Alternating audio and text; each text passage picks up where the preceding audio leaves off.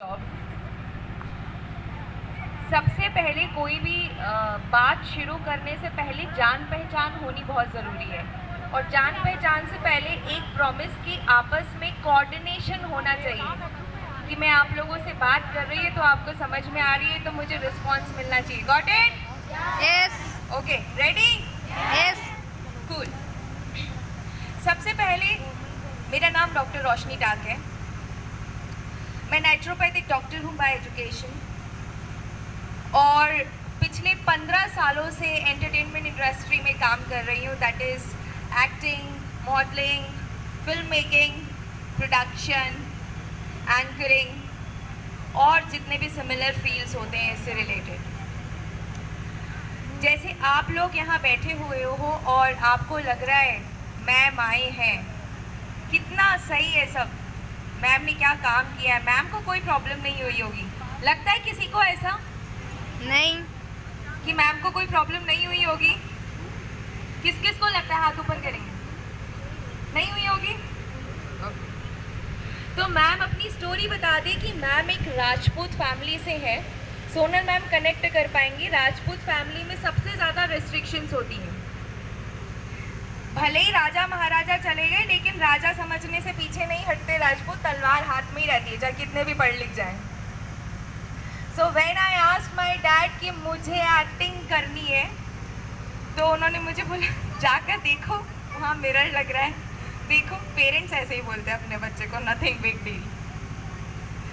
And उस Rajput family से जो मेरी इंडस्ट्री है वो रात को काम करती है, दिन में काम नहीं होता। मोस्टली शोज़, शूट्स, सब कुछ रात को होता है। तो वो जो एक बागी वाला गेटअप होता है, जब आप रिबेलियन हो जाते हो और घर वाले आपको ऐसे देखते कहाँ से, क्यों? बट सच बताऊं, अगर आपको पूरा यकीन है कि आप क्या करना चाहते हो तो एक्चुअली में ईश्वर आपकी मदद करते हैं, अगर आप पूरे तन मन धन से उसके लिए जुट जाओ। लेकिन आपको मेहनत जी तोड़ के करनी पड़ेगी। और वही पेरेंट्स, वही सोसाइटी जो आपको अपोज करते हैं, एक दिन अपने गलत होने पर बहुत खुश होते हैं कि आप सही थे, वो आपको सही समय पे समझ नहीं पाए। हमें लाइफ में हमेशा एक चीज़ ध्यान रखनी चाहिए कि हम क्या क्या कर सकते हैं, उसकी एंडलेस ऑप्शंस हैं। सिर्फ एक ही चीज़ ध्यान में रखनी है कि हमें कभी सीखना बंद नहीं करना है। हर जगह पे हम कुछ ना कुछ सीख सकते हैं। आप लोग ये जो बैठे हो ना यहाँ पे, बहुत बहुत लकी हो, सच में बहुत लकी हो कि एक आप अलग अलग डिस्ट्रिक्ट से हो, छोटी छोटी जगह से हो और सब यहाँ पे आके एक गवर्नमेंट स्कीम का हिस्सा हो। बहुत सारे ऐसे लोग हैं जिन्हें पता ही नहीं है कि ऐसी कोई गवर्नमेंट स्कीम भी होती है। बहुत सारे लोग ऐसे हैं जिन्हें पता है लेकिन वो इतनी हिम्मत नहीं जुटा पाए यहाँ तक आने की। आप लोगों में से कुछ पेरेंट्स की मर्ज़ी से भी आए होंगे, कुछ पेरेंट्स को कन्विंस करके आए होंगे। आप लोगों की सबकी अपनी अलग अलग जर्नी रही होगी, लेकिन कभी भी अपनी जो स्ट्रगलिंग जर्नी होती है उसे कम नहीं समझना चाहिए। ये नहीं सोचना चाहिए अभी तो मैं सीख रही हूँ तो मैं थोड़ा कम भी परफॉर्म कर लूँ तो चलेगा, कभी नहीं सोचना चाहिए। अच्छा, तारीफ़ें सबको अच्छी लगती हैं। कोई ऐसा दुनिया में इंसान है जिसको तारीफ़ अच्छी नहीं लगती हो? कोई भी नहीं है। क्रिटिक्स किसको पसंद है? किसको अच्छा लगता है अपनी गलतियाँ सुनना? आपको तो हो गई मैम, आप एक्सपीरियंस्ड हो बच्चों की। किसी को पसंद है अपनी गलती सुनना? नहीं ना, अच्छा नहीं लगता ना कोई अपनी गलती बताए। लेकिन हमें अपनी गलती के लिए सुनने के लिए भी उतना ही प्रिपेयर रहना चाहिए, रेडी रहना चाहिए जितना हम अपनी तारीफ सुनने के लिए होते हैं। क्योंकि वो गलतियाँ यदि हम पॉजिटिवली लेंगे तो नेक्स्ट टाइम कभी रिपीट नहीं होगी। सीखने की कोई उम्र नहीं होती। मैं जब 12th में थी तो मैं मिस राजस्थान जीत चुकी थी। 18 साल में मेरी शादी हो चुकी थी, 20 साल में मेरा बेटा हो चुका था। और मुझे ऐसा लगा कि मैंने इतना काम कर लिया है, अब मुझे पढ़ने की कोई ज़रूरत नहीं है, क्योंकि आई वॉज ऑलरेडी अर्निंग। जब इंसान अपने आसपास सोसाइटी में देखता है और उन सबसे बेहतर कमाता है तो उसे लगता है पढ़ने की क्या ज़रूरत है, मैं तो सबसे वैसे ही बहुत अच्छा पैसा कमा रही हूँ। लेकिन लर्निंग सिर्फ किताबी वाली नहीं, हर चीज़ की लर्निंग बहुत इम्पॉर्टेंट है। मैंने अपनी एजुकेशन, अपना ग्रेजुएशन, अपनी नेचुरोपैथी मेरी बेटी 3 साल की थी तब शुरू किया, और उसके बाद मैंने अपनी एजुकेशन करी। इसकी एक छोटी सी कहानी आपको सुनाऊंगी। क्यों? फर्स्ट टाइम जब मुझे ये लगा कि मुझे दोबारा से पढ़ना चाहिए, वो तब लगा जब मैं अपने बच्चे का एक बहुत नामचीन स्कूल में एडमिशन कराने गई और वहाँ पे मेरे अंडर ग्रेजुएट होने की वजह से मेरे बेटे को 5 नेगेटिव मार्किंग मिली।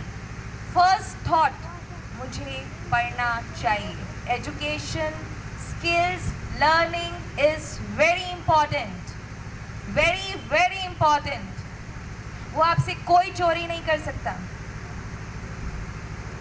सेकेंड, जब मैं ऑलरेडी दूरदर्शन का प्रोग्राम होस्ट कर रही थी और उस प्रोग्राम से मुझे ये कहकर निकाल दिया गया कि यहाँ पे अब ग्रेजुएशन ज़रूरी है। जो प्रोग्राम मैं पिछले 6 साल से होस्ट कर रही थी, उस प्रोग्राम से मुझे निकाल दिया गया कि आप ग्रेजुएट नहीं हो। बुरा लगा, बहुत बुरा लगा, बट मैंने उसको पॉजिटिवली लिया। कोई बात नहीं ना, 3 साल की बात है, सीखने की कोई उम्र नहीं होती। मेरे एक मित्र थे जो कि आईएएस ऑफिसर थे।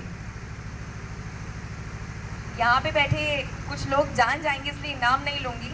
उनको पढ़ने का इतना शौक था कि उनके पास एक अलग से घर था जिसको उन्होंने लाइब्रेरी क्रिएट कर रखा था। वो सिर्फ पढ़ते थे, सुबह अपने घर से आके खाना वाना खा के वहाँ शाम तक सिर्फ पढ़ते थे।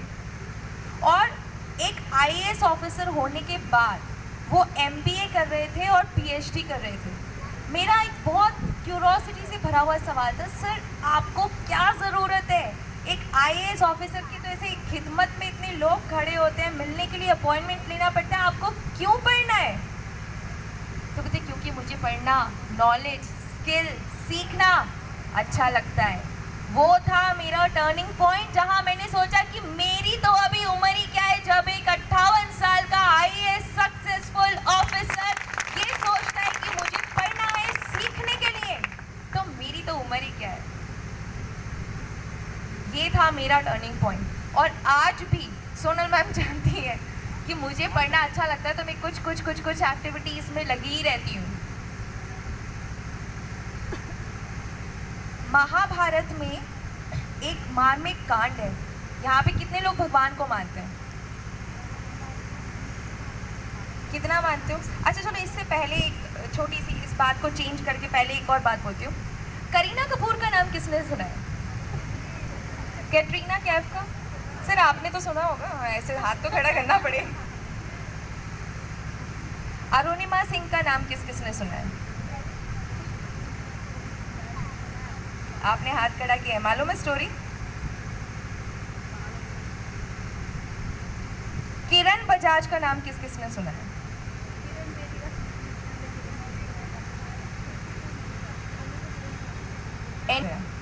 प्रियंका चोपड़ा का नाम किसने सुना है? कूल।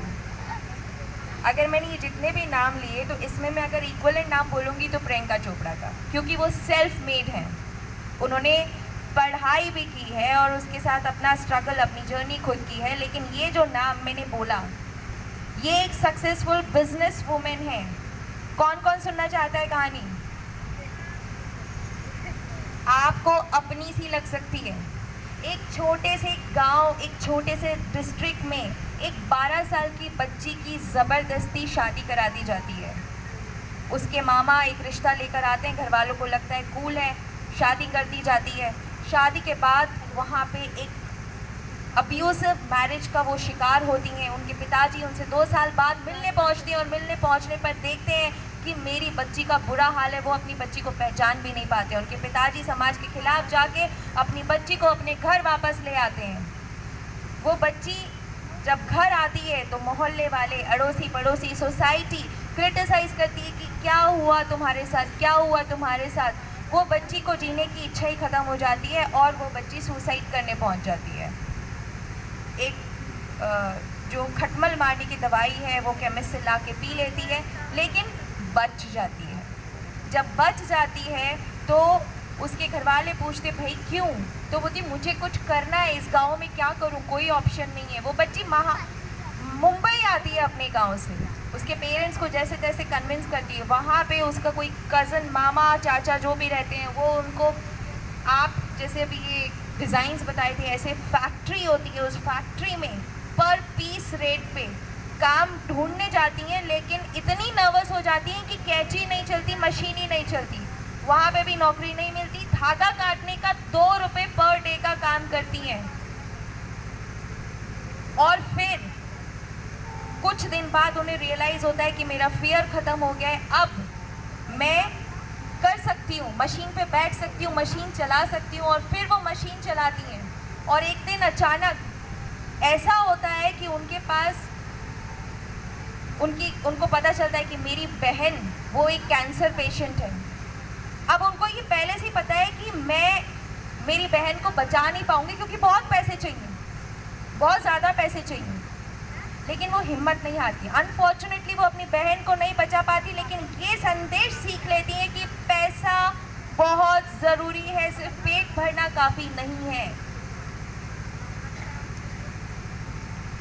और किस्मत उनका साथ देती है। एक प्रॉपर्टी डीलर, इंडिया की फर्स्ट एक बंद पड़ी कंपनी उनके पास आती है, वो उस कंपनी की CEO बन जाती है। Can I have a glass of water? Kalpana Bajaj success story. Arunima Singh का सिर्फ एक जना जानता है, एक बहुत अच्छी एथलीट प्लेयर जिसको चेन स्नैचिंग के लिए ट्रेन से बाहर फेंक दिया जाता है। वो ट्रैक पर पड़ी हुई है पूरी रात और उनके आसपास ऊपर नीचे से ट्रेन्स गुजर रही हैं और वो सोचती हैं कि इतने दर्द में मैं जिंदा क्यों हूँ। तो वो ये नहीं सोचती कि काश जो हम डायलॉग मारते हैं ऐसी जिंदगी से तो मर जाना अच्छा है, वो ये नहीं सोचती। वो सोचती हैं कि इतने दर्द में भी यदि ईश्वर ने मुझे जिंदा रखा है तो कोई ना कोई तो कारण होगा। अस्पताल में पड़ी पड़ी सोचती हैं और सोचने के बाद जिस दिन अस्पताल से उन्हें छुट्टी मिलती है वो कहती है मैं एवरेस्ट चढ़ूंगी। जिनका एक आप और मेरे जैसे लोग भी नहीं चढ़ सकते। 3000 सीढ़ियां चढ़ने में एवरेस्ट वर्ड ही तो है। करिए गूगल, पता चलेगा। आजकल तो गूगल बाबा जिंदाबाद। और जो लोग चढ़ते थे उनकी स्पीड के कंपैरेटिव उनकी ऑब्वियसली सबसे लास्ट स्पीड थी, लेकिन with practice with in 1.5 year she actually climbed Everest. तो क्या समस्या है जीवन में? मेरा पति मेरी सुनता नहीं, पापा सुनते नहीं, शादी कर देंगे, घर वाले कुछ जाने नहीं देते, कुछ करने नहीं देते। ये सब एक्सक्यूजेस हैं। एक्चुअली अगर हम चाहें तो हम सब कुछ कर सकते हैं और हम अपने आप में ही बहुत नायाब है, यूनिक है। वैसे हम सब सेम हैं। खुशी होगी तो मुस्कुराएंगे, गम होगा तो दुख मनाएंगे, कैरेक्टरिस्टिक सब सेम है, लेकिन एज एन इंडिविजुअल हम सब यूनिक हैं, डिफरेंट हैं। किस किस को लगता है कि मैं पिछड़े परिवार से हूँ, गरीब हूँ, अभी उतनी सक्सेसफुल नहीं हूँ, स्ट्रगलिंग हूँ? हाथ ऊपर कर दो ज़रा। अच्छा, तो किस किस को लगता है मैं लखपति हूँ? वो हाथ ऊपर कर दो ज़रा। देखो, बात करने का मज़ा तब आएगा, आज लिख के लेके जाना, मेरी बातें काम आएंगी, जीवन में बहुत काम आएंगी। आप लोग जिस उम्र से गुजर रहे हो, जिस स्टेज से गुजर रहे हो, यहाँ से बहुत ऐसे लोग गुजर चुके हैं, उनके एक्सपीरियंसेस बहुत काम आते हैं। किन किन को लगता है कि वो लखपति